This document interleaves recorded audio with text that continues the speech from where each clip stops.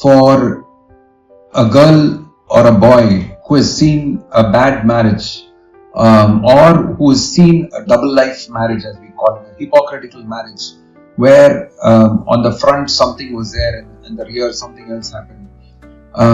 There is a lot of premarital counseling such a person has to go through.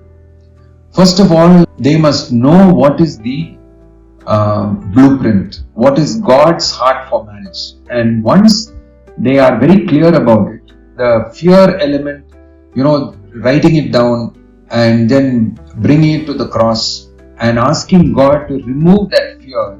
And then when you pray that prayer of release from that fear, you should also then go forward into the next part of what should you expect in a marriage? What is there in a marriage?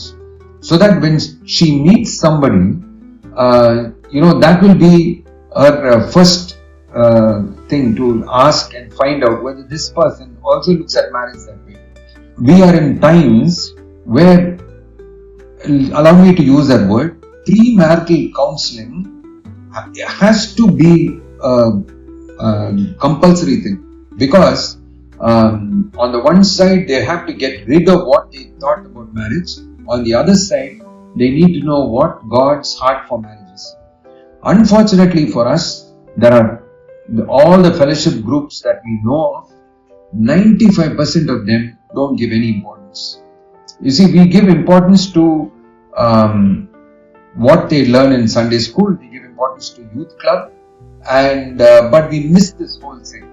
Now, I would say this has to become core. Why are we not teaching it in our fellowship groups? Why are we not teaching it in the body of Christ? What is marriage? And things like that. It's easy to preach about every other thing in the Old Testament and the New Testament, but not preach about marriage. Don't look at marriage as something that's going to be a killer game, for you. It will kill your happiness. Not at all. There's something beautiful that God has in mind. My wife is not made like me at all. And I'm not made like, if she's looking at me, I'm not made like her at all. But when you discover there's a greater purpose of God, then it really comes through.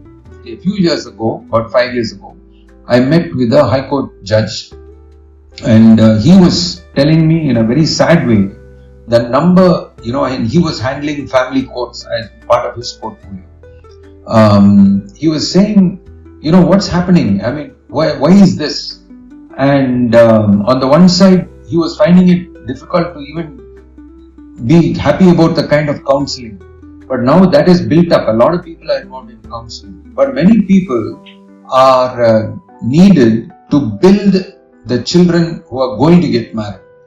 They need to be there. They need to speak to them. Speak the heart of God for marriage.